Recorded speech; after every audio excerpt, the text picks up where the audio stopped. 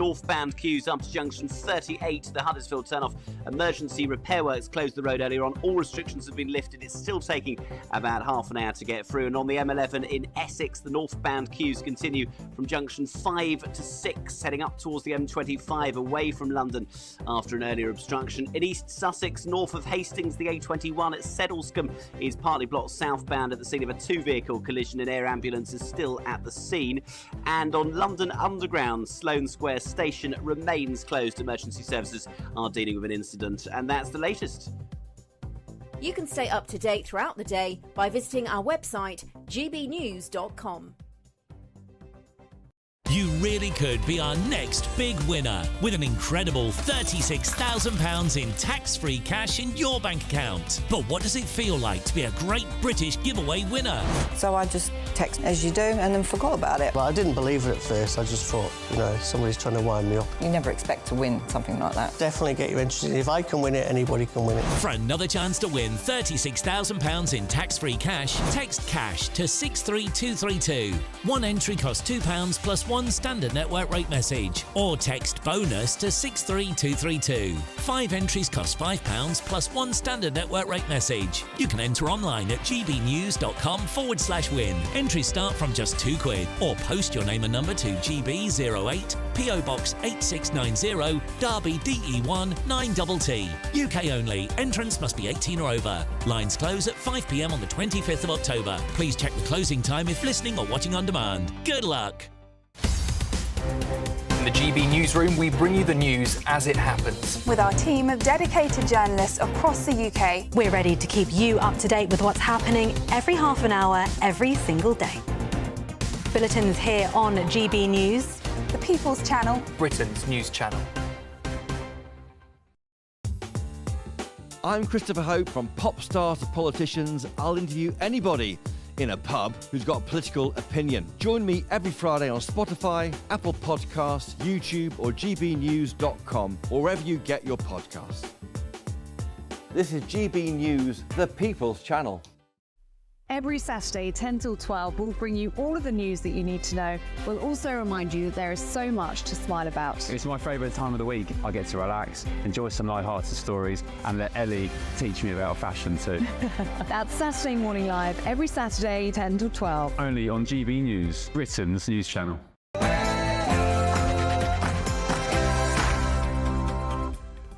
Very good evening, it's 6 o'clock. I'm Bev Turner, standing in for Michelle Dewberry this week. So, as Labour ditch Sue Gray and limp towards their first 100 days in office, Starmer's popularity has fallen faster than any other Prime Minister in history, except Liz Truss. Penthouses, pensioners, private schools and prisoners popping champagne corks. It's been, some might say, a total mess. Alistair Campbell says that their popularity is nothing to do with any of that. It's because Labour are apparently held to higher standards. Is he right? And surprise, surprise, education experts are warning that Labour's plan to rush through VAT on private school fees must be thought through and delayed, despite the Education Secretary's sneery and divisive claim that state schools need more teachers, more than private schools need embossed stationery. Nice. She may not be able to punish the rich as quickly as she hopes. Is that good news? Let me know. And it's the anniversary of October the 7th Hamas massacre, of course. Tensions are currently very high between Israel and Iran. But here, 16% of young Brits believe that attacks carried out by Hamas were justified. Why might they think that? And also this evening, BBC salaries, given that you pay them, are they too high? Gary Lineker is renegotiating his £1.3 million contract with the corporation. He might be forced to take a pay cut for talking about men kicking a ball.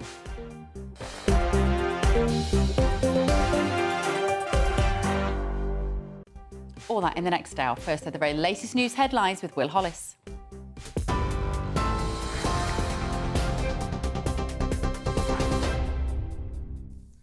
Good evening. The time is 6:01. I'm Will Hollis with your latest news stories. A major incident has been declared in Northern Ireland after a bus crash in County Down, according to the ambulance service. Police in Northern Ireland say that 2 children who were trapped on board the bus have sustained serious hand injuries. 27 children have been taken to the Royal Hospital in Belfast with minor injuries. While 70 people were on board, it is understood there have been no fatalities. GB News spoke to passenger Alex Hagan at the scene. The bus starts wobbling a wee bit and everyone gets a bit weary, a bit scared, and then we go down a bit more and the bus just topples over, and I can't remember what happened in between, but it was like I woke up and I climbed up one of the seats so everyone under me could get up, and I looked under me and everyone else was freaking out, screaming. Former police officer David Carrick has been charged with sex offences against 2 women. In a statement, the CPS has said David Carrick has been charged with 5 counts of indecent assault, 2 counts of rape and 1 count of sexual assault. He has also been charged with 1 count of coercive and controlling behaviour. This morning, people across Israel gathered to mark the 1-year anniversary of the October 7th attacks. In Jerusalem, Israelis carrying flags and placards with the faces of missing people gathered outside President Netanyahu's home. At the time of 6:29 local time, a siren rang out to mark the exact hour that Hamas-led militants launched rockets into Israel last October 7th. According to Israeli figures, they killed some 1,200 people and took some 250 hostages into Gaza. Earlier, Foreign Secretary David Lammy visited a synagogue in North London to mark 1 year since the attack on Israel. Joined by Chief Rabbi to the UK, Rabbi Ephraim Mervis, they commemorated those who lost their lives 1 year ago. This is what the Foreign Secretary had to say. It is a day of deep reflection and pain, thinking about October the 7th, the worst attack on the Jewish community since the Holocaust, and of course thinking about the many hostages that are still held in Gaza and their loved ones and the pain, and particularly we think of Emily Damari, the British hostage, and her family have no word of her fate or how she is doing. New polling carried out on behalf of the Campaign Against Anti-Semitism has found what they called concerning levels of support for Hamas among young people in Britain. The YouGov poll found that 9% of 18 to 24-year-olds in the UK had a so-called favourable view of Hamas, compared to just 3% across the general public. In politics, Parliament is back following a recess for the various party conferences which have been taking place over the last few weeks. MPs are now back at Westminster, but their return coincides with further controversy for the government after yesterday's departure of the Prime Minister's Chief of Staff, Sue Gray. It prompted Sir Keir Starmer to reshuffle his inner circle, with the leader of Labour's general election campaign, Morgan McSweeney, taking on the Chief of Staff role instead. A GP has been jailed after a string of indecent assaults against 7 female patients in Berkshire. Dr. Stephen Cox has been sentenced to 22 years in prison at Reading Crown Court. Cox was found guilty of 12 counts of indecent assault, but acquitted of 4 during the month-long trial. The jury was told how he made patients undress unnecessarily and touched their breasts without gloves. The doctor assaulted 7 female patients on multiple occasions between 1988 and 1997. And finally for you today, Reform UK is preparing a private prosecution of the men involved in a violent altercation with police officers at Manchester Airport in July. MPs have written to the Home Secretary claiming the officers involved have been thrown under the bus and that the alleged assailants are being given special different treatment. In their letter, they also claimed that a senior police officer overruled a recommendation to release footage of the incident, which was later leaked to a newspaper. At 6 minutes past 6, those are your latest headlines. I'm Will Hollis with more in 1 hour.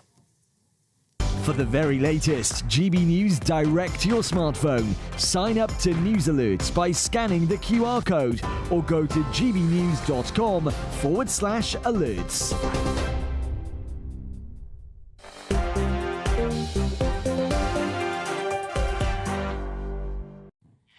Very good welcome to Dewbs and Co. Very warm welcome. It's been a long day for me. Bev Turner standing in for Michelle Dewberry. My panel this evening, former Conservative Minister Steve Baker. I'm delighted to say you're here with me, Steve. I've been dying to get you on GB News and get involved in a conversation. And former Labour Minister Bill Rammell, who I see fairly regularly on Britain's Newsroom. Right, gentlemen.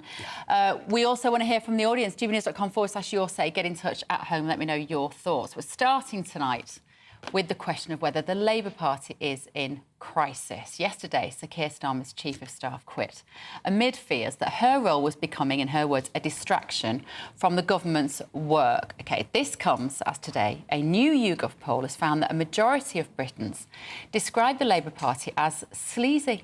Alistair Campbell weighed in today saying that Labour governments are basically held to a much higher standard compared to Tory government. So the freebie and donation row is rumbling on. Starmer's shuffling his backroom staff. Are they in chaos? Bill, let me come to you. It's not a great start. It's going to be 100 days this weekend, 12th of October. There have been some moments which you think, if you'd sat down and thought, what would be the worst possible thing that could happen in the first 100 days? Seeing the prisoners come out, popping champagne corks and saying, I'm always going to vote for Keir Starmer. You couldn't have thought that up if you thought of the most nightmare scenarios. So he's had these, you might call them comms disasters, I would call them policy disasters perhaps, getting rid of Sue Gray, who may not mean a lot to the people at home because we don't necessarily know who these civil servants are. Has she just been dispensed of in order to appear to be doing something to get his house in order? Well, look, I'll acknowledge it's not been a good few weeks. I've worked with Sue Gray when I was a government minister, and I've got a lot of time and respect for her. But this couldn't be allowed to go on. You know, she has become the story. I think there are question marks about her political nous, her political judgment. And I think what Keir has demonstrated yet again is he's utterly ruthless when he needs to be in making key decisions. The criticism I would make is it's gone on for too long. And that is a concern I have about Keir, that sometimes he takes too long to reach decisions and conclusions, and all the while we're being challenged over what we're doing. But her political judgment is no different than it was 6 months ago. You know, it's no different when he hired her. Surely that means that his judgment of her wasn't good. Well, I think it may have been the wrong choice, and her transition from the civil service to the political arena has come unstuck. But I think the other lesson out of this, and Alistair Campbell was talking about this today, and he's got real insight, you need constantly in government to be explaining on a day-by-day basis what the government is doing, why it's doing it, how it's doing it, to give a sense of momentum moving forward. And I think that's what's been lacking during our initial period in government. Steve, is that your assessment of the situation? Because I think I'm quite clear about this government's policy. It appears to just be to take as much tax as possible, spend as much public money as possible, make us as poor and as cold as possible. So I'm under no illusions, and control as much as they possibly can. So is it just a massive comms fail then? No, of course it's not. It's a massive failure of organisation within Downing Street. I mean, they've managed to achieve in about 14 weeks what took us 14 years and a couple of existential crises to achieve in terms of level of chaos. And it's a sign that the Downing Street operation was not set up well, that lines of authority, actually, not just communication, but lines of authority weren't well defined. And like Bill, I worked with Sue Gray while I was in government, and she's a very professional lady. But it's pretty clear that it didn't work when she was moved into Downing Street. And, you know, it's not actually funny, because our country has to be governed like this, and it's turned into a clown show, and it's turned into a clown show terribly, terribly quickly. This idea, though, of course, she's saying that she's walked away, that she hasn't been sacked. No, she's been sacked. Yeah, I mean, that's the reality. But then again, why is he then kicking sand in our eyes about that? Why doesn't he say, if he wants to appear, why does he say, I've sacked her? To protect her dignity. I mean, look, she's someone that he's got a lot of time for. He doesn't want to sort of dance on her grave, but he's clearly, I think, taken the right decision to remove her. But we need to regain that sense of momentum. I don't think, Steve, it's a clown show. You know, we had 14 years of that, but we need a better sense of coherence and direction about what we're doing and why we're doing it. And I think that will come. And, you know, you talk about the popularity ratings. Let's see where we are in 18 months, 2 years' time, as the government begins to deliver on its agenda. The trouble with the popularity is it appears, when you look into the numbers of prime ministerial popularity, they only ever go down. They never go up once a Prime Minister is in office. Tony Blair came in 97 with a 60-point lead. By 2007, it had fallen to minus 27 points. John Major came in at 1990 with a 15-point, and they fell 42 points. Things only ever go downhill. And this is an Ipsos political monitoring survey, which has been going for 50 years. So I don't see how this is ever going to improve for Starmer. Well, it's very difficult to see how it would. All the decisions that need to be taken are very, very difficult ones. Some of the easy decisions have been taken the wrong way. So, for example, getting rid of the incentive to stop the boats, of sending people off to Rwanda. You would think that he would have done anything rather than release those convicted criminals early. So some of the things which ought to have been easy decisions, they've made the decision the wrong way. But the truth is governing is very difficult. If you look at the OBR's figures, with revenue soaring away and taxes stagnating, the spending decisions that Labour are going to have to take are going to be very, very tough, whether they like it or not. But Steve, you know, I would say this, wouldn't I? But a lot of the problems we've been dealing with are inherited from the last Conservative government. You talk about the early prisoner release scheme. Alex Chalk, as Justice Secretary, told Sunak week after week after week, you either build new prisons or you agree to early release. Yeah. We had no alternative when we came into power. But we left office with a big prison building programme in place. I'm sure that's what I discovered when I went into my hustings. But, you know, as I say, all these problems are difficult. And where I would agree with you about inheriting the problem, I mean, I've been banging on about this for 14 years. Since about the early 70s, governments have refused to face up to the appalling cost of age-related spending. National insurance contributions didn't go into a sovereign wealth fund to pay for people's pensions. They got spent on pensions at the time. And the result is that there's a massive gap in the public finances for the rest of our lifetimes, whoever's in power. And the crazy thing is that on something like retargeting benefits for pensioners towards poorer pensioners, the Conservative Party, in my view, has put itself on the wrong side of the argument. Yeah. We should be lifting up poor pensioners, and we shouldn't be giving benefits to pensioners who don't need them. I mean, when winter fuel allowance came in, it was a byword for waste among better-off pensioners in Wickham, who'd either buy a good bottle of whiskey or give it to charity. And Which now, is where you were the MP, of course. Pardon? Just how Wickham was where you were the MP. Yeah, where I was the MP. But it was a byword for waste, and, you know, now the Conservative Party, I think, has set itself up to look very foolish at Rachel Reeves' budget. Well, we're going to talk about the VAT on private schools in the next section, but this winter fuel issue, it's not going away, Bill. And I think most people would agree, like, you know, like Steve just said, that if you are a millionaire pensioner, you don't need it. We're all on board, and that was clearly why they came out thumping on this issue. We're going to get rid of the winter fuel allowance. Oh, and then they've pitched it too low.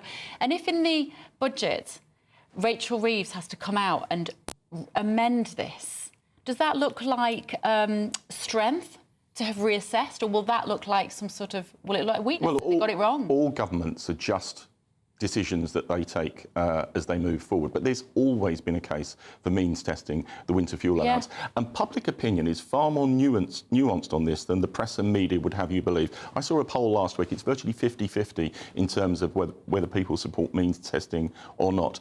So I think the right decision was taken in principle. I do think the threshold at the pensions credit level was too low, and I think there will be some adjustment on that in the budget. And I think that's the right thing to do. Is Alistair Campbell right, Steve, when he says that everything's going fine? The only issue is that everybody holds Labour to higher standards than the Conservatives. What is he getting at? Well, that's the first time he's ever made me laugh. I've met him once and we didn't get on terribly well because of his various histories in the previous time that Labour were in power. But that is ludicrous. I mean, what is the evidence that Labour are treated more harshly? I mean, it's a statement made without justification or evidence, and I found it really quite ridiculous. And it sounds very arrogant.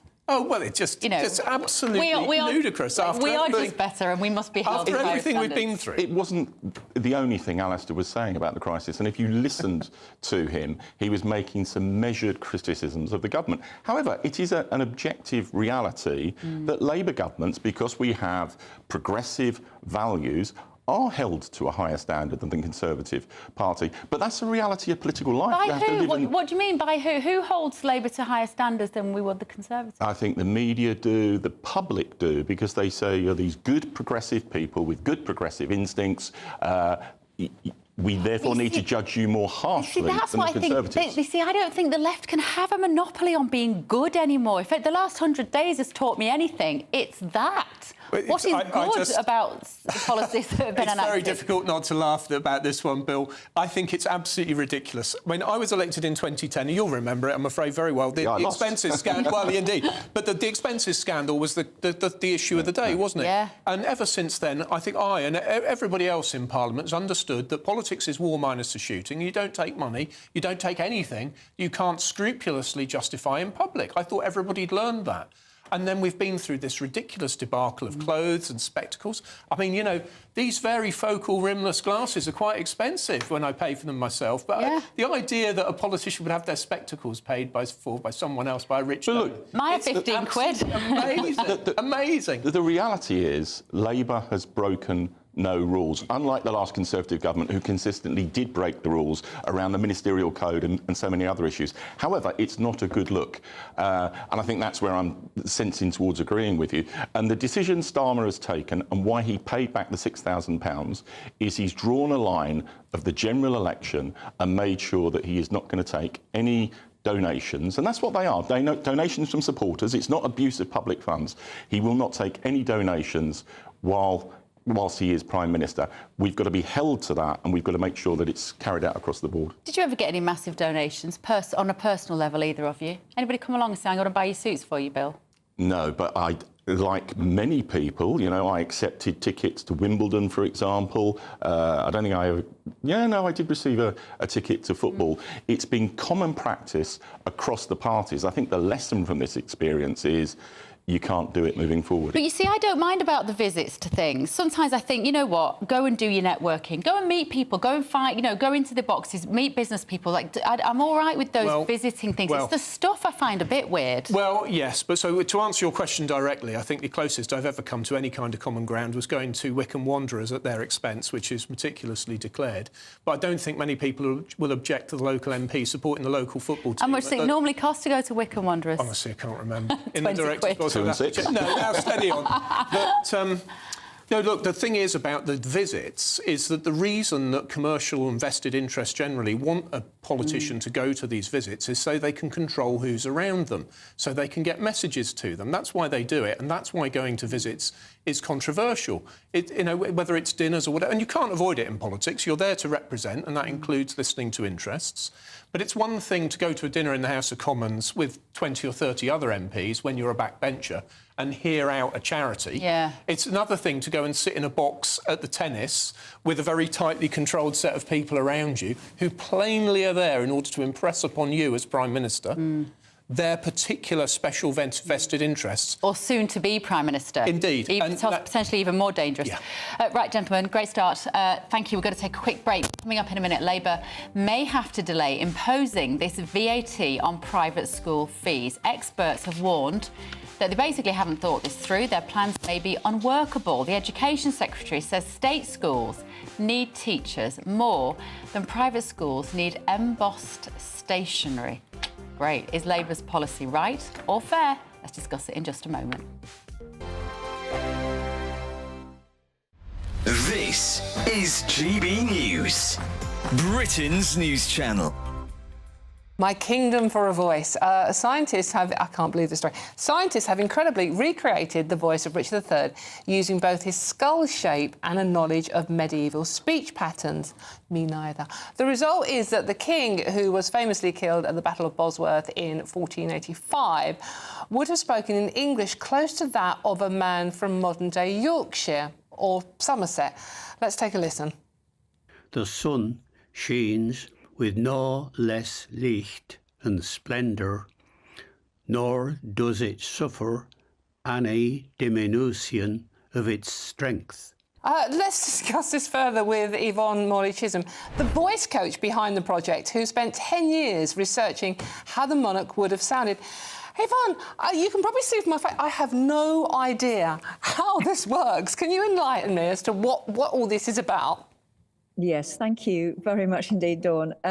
Yes, I had a mad idea 10 years ago. I normally work with actors where we have a recording of a historical person, and we do something called vocal profiling to train the actor who's going to be performing on stage or screen to move their tongue tip, their jaw, their lips, everything, and get behind the personality of who they're playing. We obviously have quite a lot of that missing from Richard. We don't have a recording of him, but I wondered how far we could go. And a key player in this has been and is Professor Caroline Wilkinson, who over a decade ago created his face, first of all, from his skull.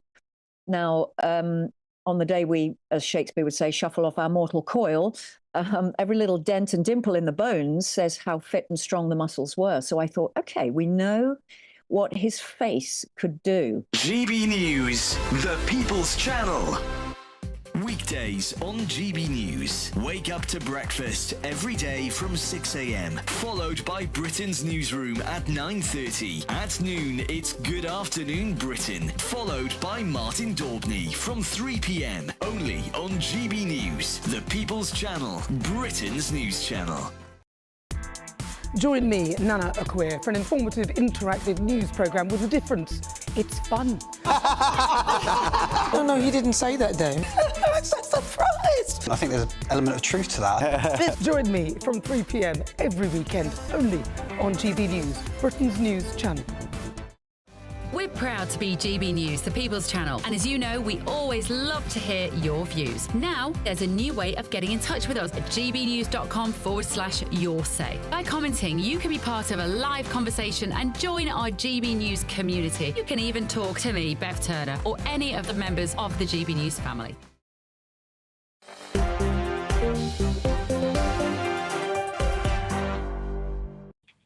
Welcome back to Dewbs & Co with me, Bev Turner, this week. I am delighted to say that I'm joined by former Conservative Minister Steve Baker and former Labour Minister Bill Rammell this evening. Now, we've got Rachel Reeves' upcoming budget, of course, over the horizon, with the row over imposing VAT on private school bills heating up.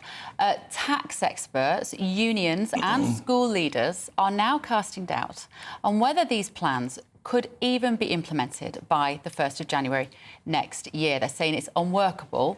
Education Secretary Bridget Phillipson tweeted over the weekend, it's the tone of this that gets me. State schools, she says, need teachers more than private schools need embossed stationery. Children need mental health support more than private schools need new pools, and students need careers advice more than private schools need AstroTurf pitches. Steve, let me come to you first on this. The tone of these tweets from the Education Secretary really just confirms my suspicion that this is just a vindictive and punitive tax on people who send their children to private school.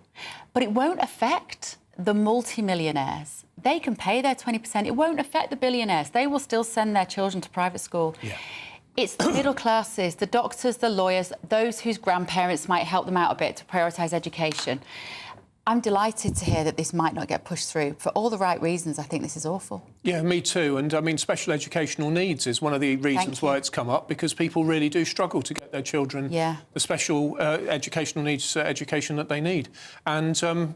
yeah, I mean, I think it was ill thought through. I think it's class hatred.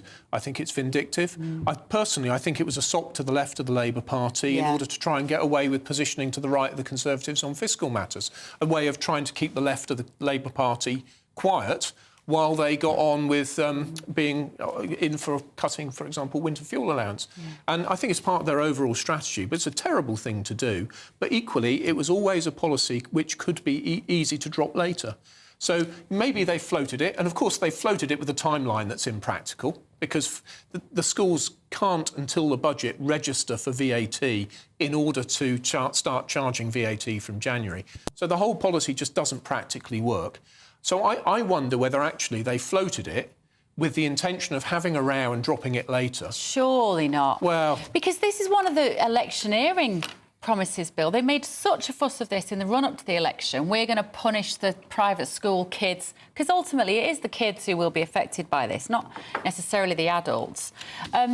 Do you buy Steve's theory that the idea was always to row back on this? No, I don't. And look, let me say firstly, I've got a bit of a problem with the tone of Bridget's tweet, because it does enable people to characterise it as class hatred, and I don't think that's actually her position. But I think it's the right policy. I think it's a fair policy. It's about prioritising the 93% of kids who go to state schools as opposed to the 7% who go to private schools. And, you know, private schools are businesses and they should be taxed as such.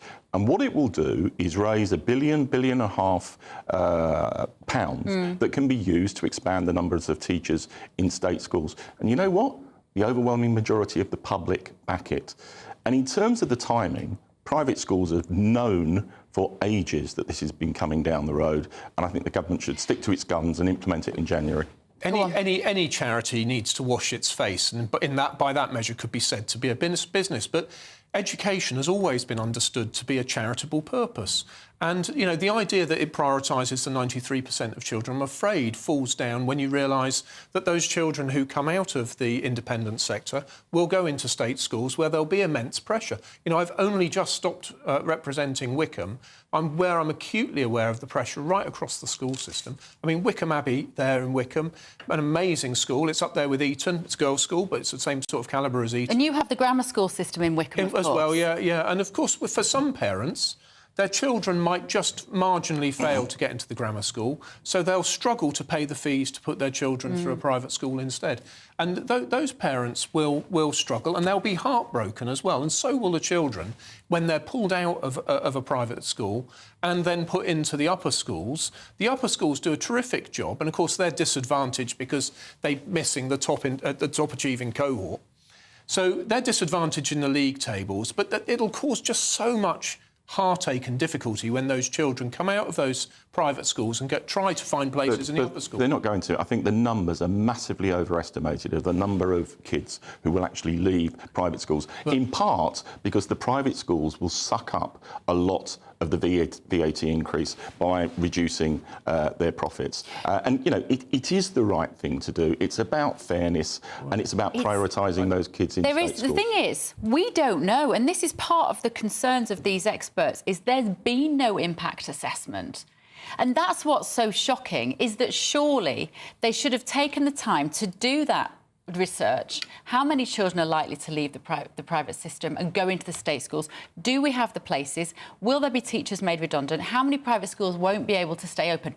They haven't done any of it, Bill. But you know, underlying this, private schools are incredibly good lobbyists, and the stories that we're seeing in the press are coordinated, organised stories by the private schools lobby, who've got significant reach into the press and media. The government has been very, very clear that it intended to do this.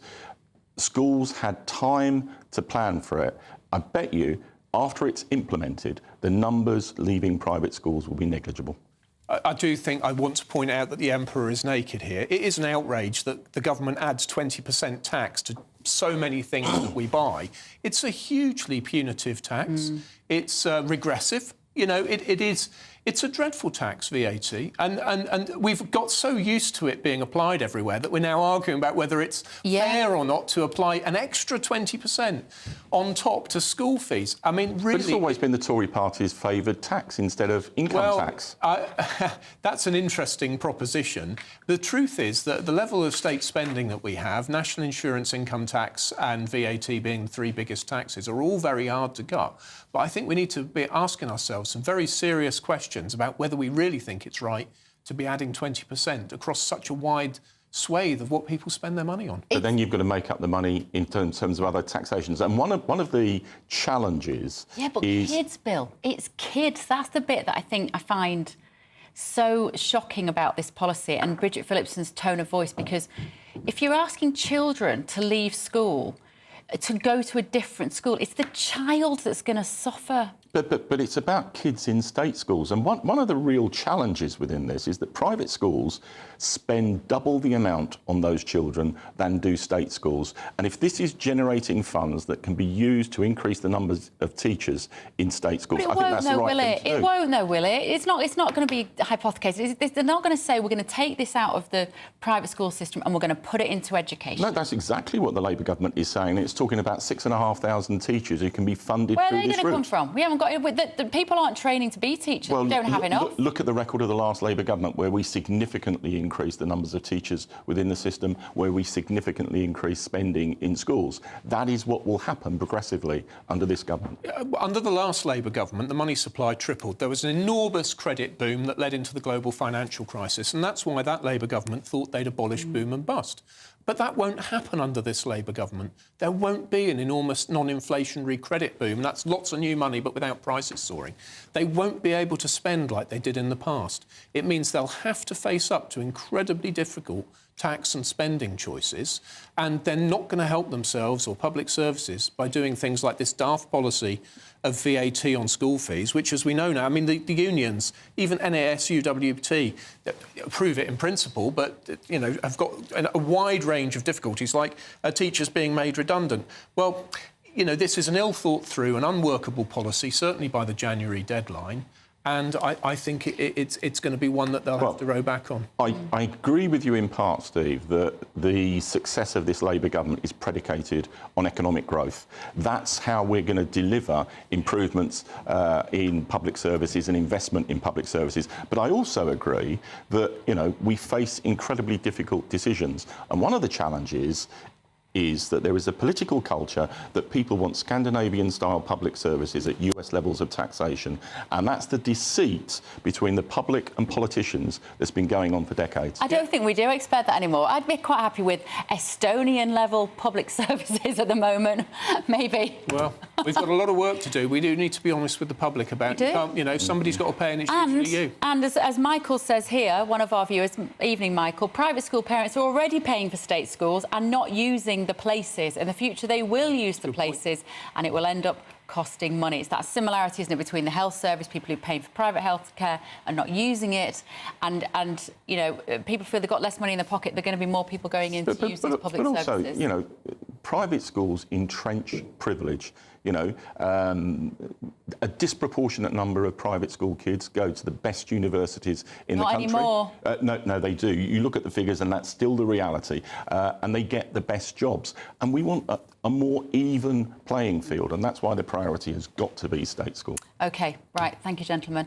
Still to come this evening, the anniversary of October the 7th massacre, of course, today. We're going to be discussing how people in the UK have been reacting to the unfolding events in the Middle East, and some new polling released about how young people here feel about the conflict. Stay tuned.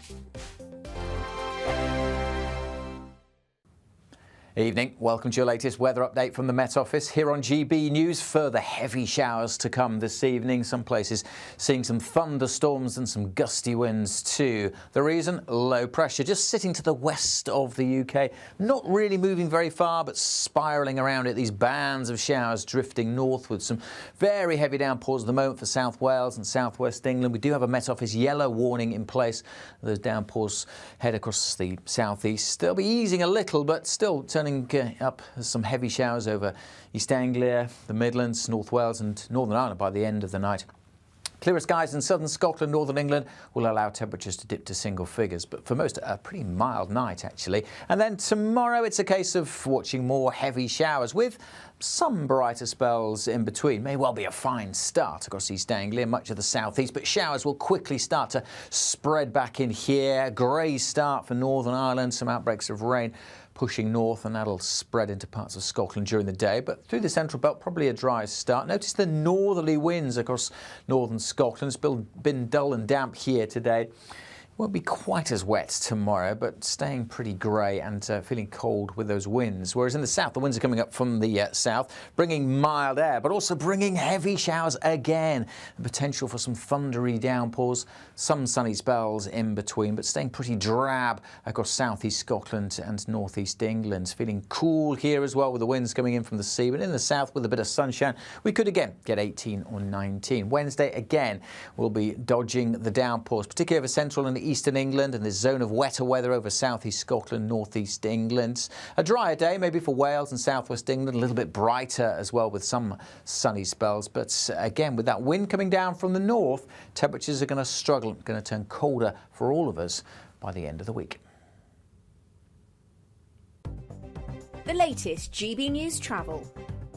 Good evening, I'm Johnny Ratner. Big problems continue in South Yorkshire tonight. The M1 is down to 2 lanes northbound at junction 38 at the Huddersfield turnoff. Restrictions still in for those emergency repair works, causing long queues, not least for the A637 as well as you divert. Meanwhile, on the Hertfordshire stretch of the M25, the anti-clockwise exit slip road is closed just before junction 22. The London Colney exit emergency repair works are underway after a lorry caught fire. Further round on the Surrey stretch, the inside lane shut anti-clockwise just before the Wisley interchange in the A3 at the scene of an accident that's happened in the roadworks, and in Berkshire on the M4 eastbound 6 to 5 from Slough to Langley, a car's broken down in the inside lane.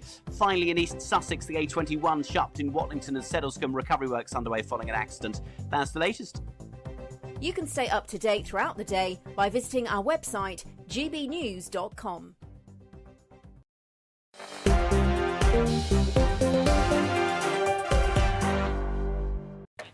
Welcome back. Dewbs & Co with me, Bev Turner, this evening, sitting here for Michelle Dewberry for most of this week. I'm delighted to say keep me company tonight until 7 o'clock. Former Conservative Minister Steve Baker and former Labour Minister Bill Rammell.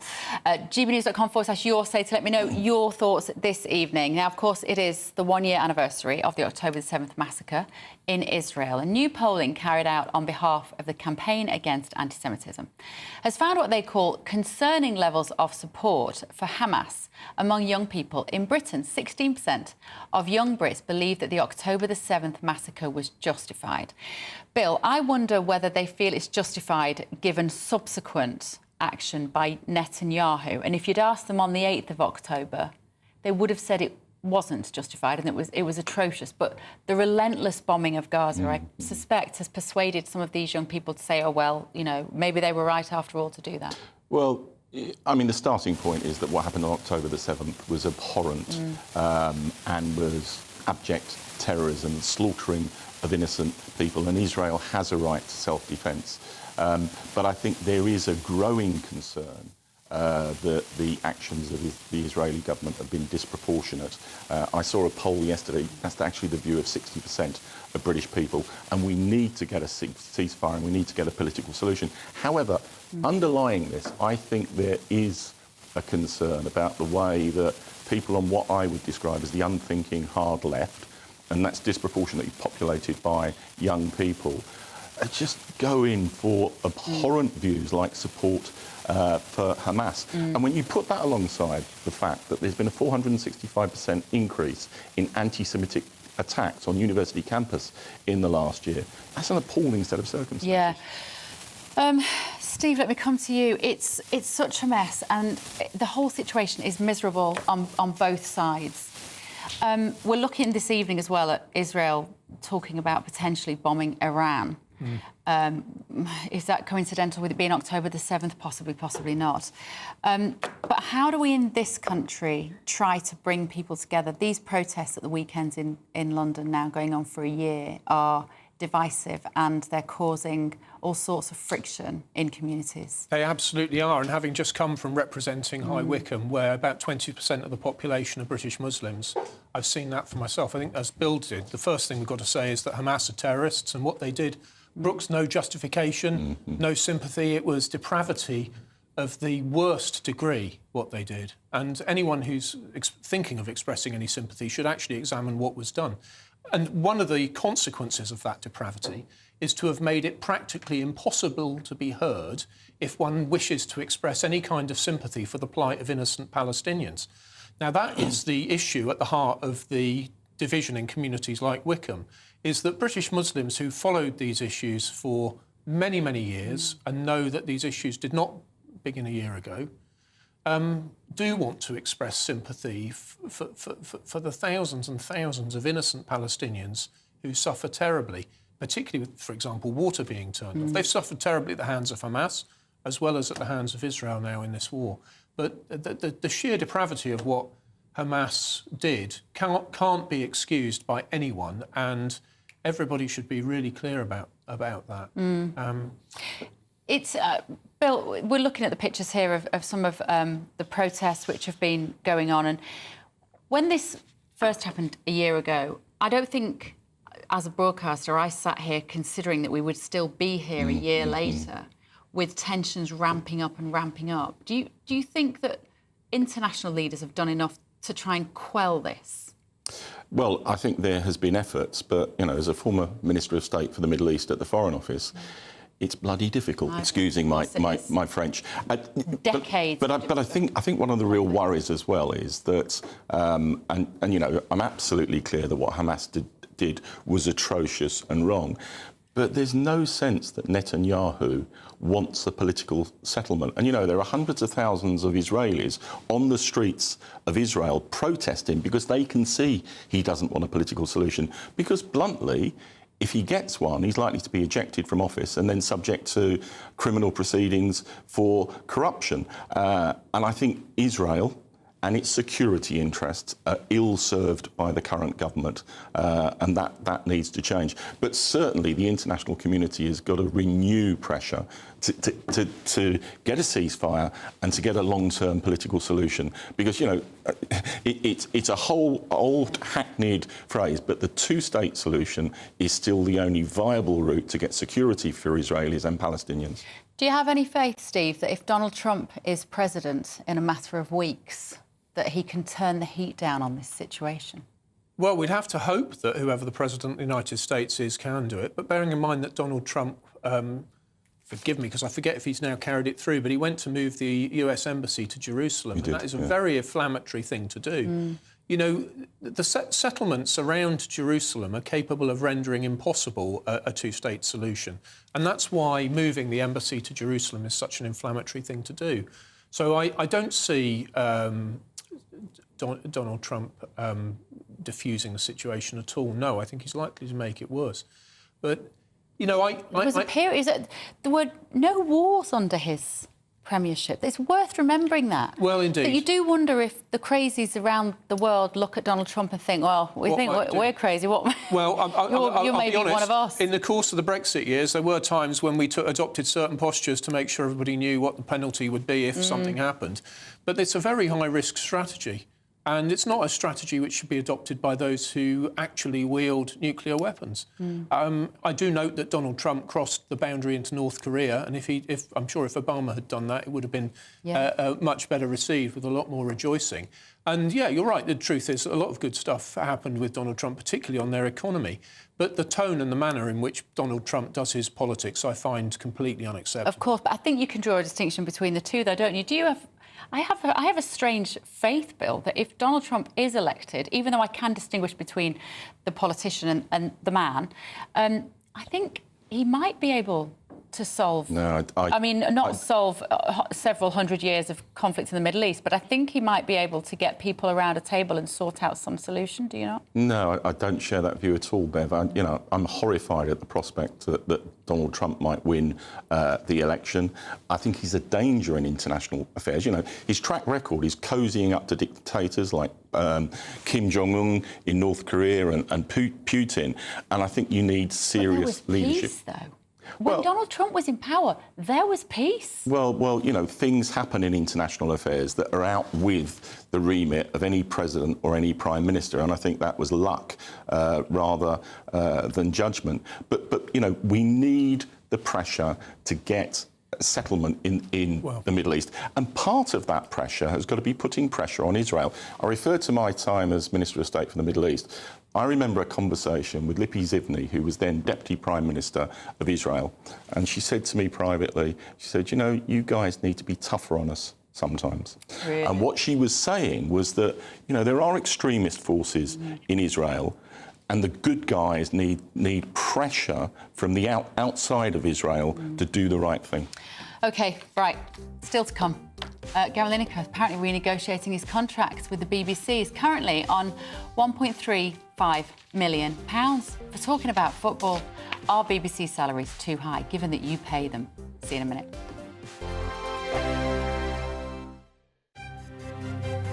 GB News Breakfast, every day from 6 a.m. You know, is the fact that electric blanket sales going up actually a good thing? This means that people are switched on to the problems that the winter might hold, that they might have some defence against it, or is it a real indictment of a Labour government that they aren't going to be able to, you know, support elderly people in their hour of need?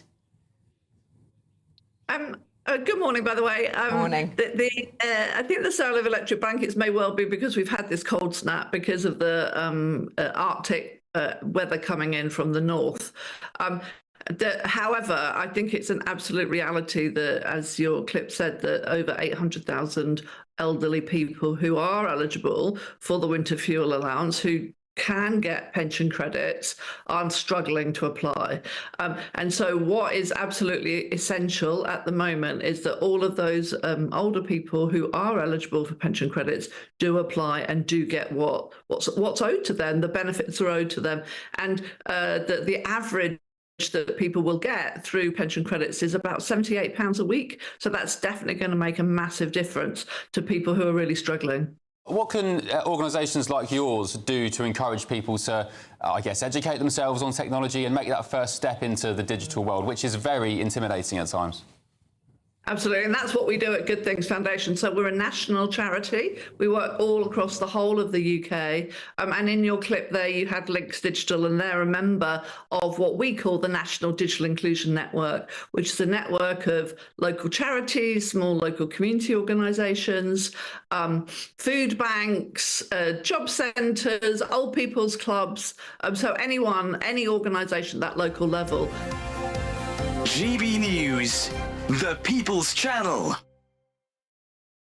Why go out on a Friday night when Friday night comes straight to your home? Talking about? Join me and my A-team of top pundits. Chemistry tonight is electric. As we tackle the big stories of the day with wit, insight and fearless energy. Man of the people. It's all vibe. Just a filing cabinet on wheels with a tie on. So, order in Friday Night Live with me, Mark Dolan, every Friday at 8, only on GB News, the People's Channel, Britain's news channel. Good Afternoon Britain isn't just about us. The wonderful thing about this programme is it's about everyone watching. It's an interactive programme. Well, there absolutely is something to see here, and we're going to be talking about it more. Whether it's breaking royal news, Will, please bring us up to date, or indeed a particularly punchy speech in the House of Commons. Very, very curious. We bring it to you live, and then we bring you live reaction as well. That's Good Afternoon Britain, weekdays from midday. Only on GB News, the People's Channel, Britain's news channel.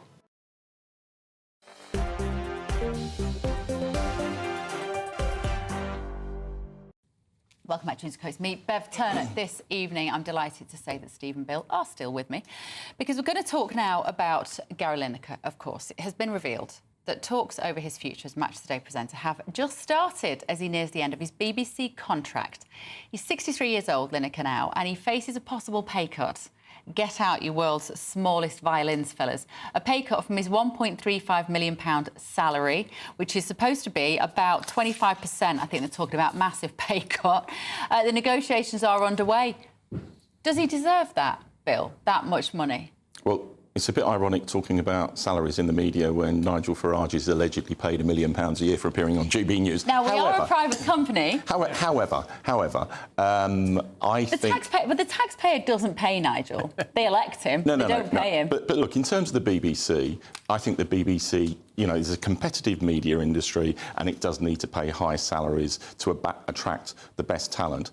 And Lineker is widely liked and admired by the public and is a superb presenter of Match of the Day. Now, I think what's happening at the moment is they're going through a process of negotiation to try and shave a bit off of his salary. It's a normal part of the contract negotiation. Oh, is he that popular, Steve? It's got to be said, the BBC is categorically different to every other broadcaster because they're funded by force of law through the licence fee, and that makes them not a market participant. They're a privileged participant, and it's all very well wanting to participate and attract talent in a competitive market. The talent's in the market and the BBC's not because they've got this privilege.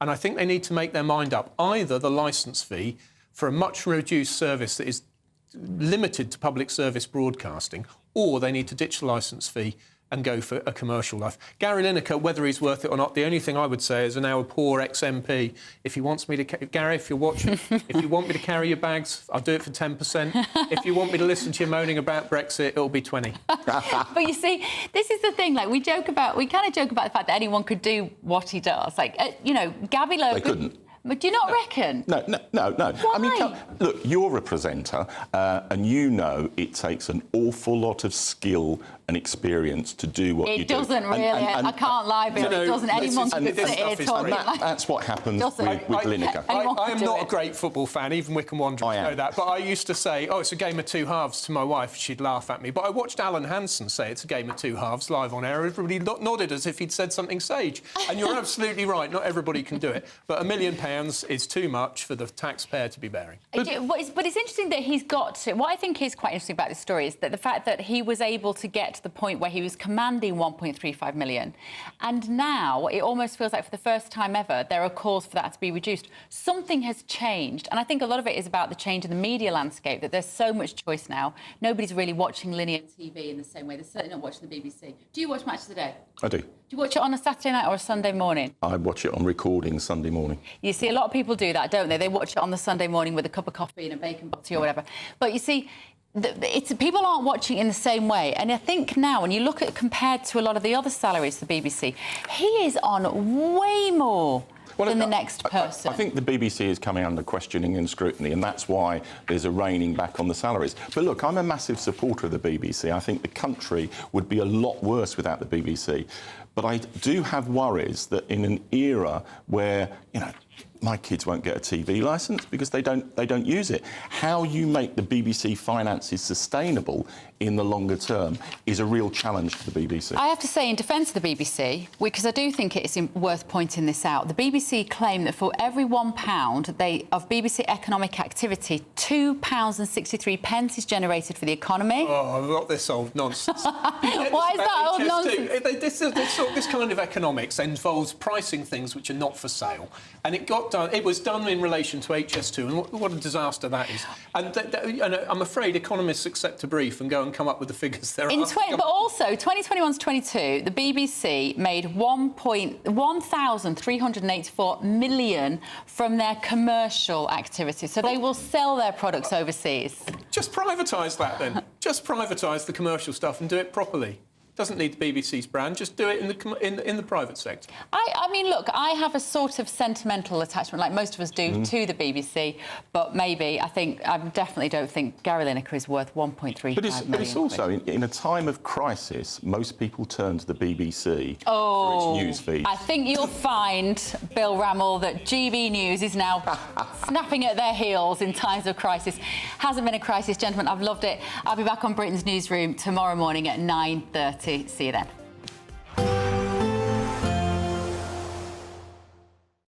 We'll see a cold snap, which will quickly develop into a warm front. Boxed Boiler Repairs, sponsors of weather on GB News. Evening. Welcome to your latest weather update from the Met Office. Here on GB News, further heavy showers to come this evening. Some places seeing some thunderstorms and some gusty winds too. The reason? Low pressure, just sitting to the west of the UK. Not really moving very far, but spiralling around it. These bands of showers drifting northwards. Some very heavy downpours at the moment for South Wales and South West England. We do have a Met Office yellow warning in place. Those downpours head across the southeast. They'll be easing a little, but still turning up some heavy showers over East Anglia, the Midlands, North Wales and Northern Ireland by the end of the night.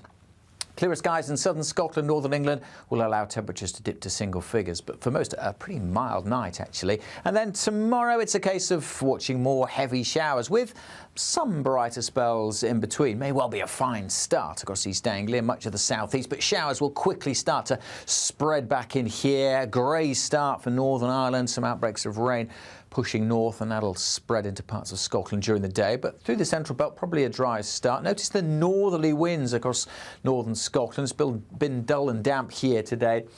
Won't be quite as wet tomorrow, but staying pretty grey and feeling cold with those winds. Whereas in the south, the winds are coming up from the south, bringing mild air, but also bringing heavy showers again. The potential for some thundery downpours, some sunny spells in between, but staying pretty drab across southeast Scotland and northeast England. Feeling cool here as well with the winds coming in from the sea, but in the south with a bit of sunshine, we could again get 18 or 19. Wednesday again, we'll be dodging the downpours, particularly over central and eastern England, and this zone of wetter weather over southeast Scotland, northeast England. A drier day maybe for Wales and southwest England, a little bit brighter as well with some sunny spells, but again with that wind coming down from the north, temperatures are going to struggle, going to turn colder for all of us by the end of the week. A nice bright morning will generate a lovely warm day, right through to the evening. Boxed Solar, sponsors of weather on GB News. The latest GB News travel. Good evening, I'm Johnny Ratner. Problems continue heading north up the M1 through South Yorkshire. 2 lanes are closed off at junction 38. The Huddersfield exit emergency repair works are underway after a lorry caught fire. And just over the border in Nottinghamshire, the Ollerton Road, the A6075, that's closed to the west of Ollerton, between Ollerton and Edwinstowe following an accident. Investigation work is still taking place. On the Hertfordshire stretch of the M25, the anti-clockwise exit is closed just before junction 22, the London Coney St Albans exit for emergency resurfacing repairs. The inside lane is also closed on the approach to the slip road. And on the M2 in Kent, a lane's closed on the London-bound Exeter junction for the Gillingham exit, where a car's broken down, causing queues on the approach. And that's the latest.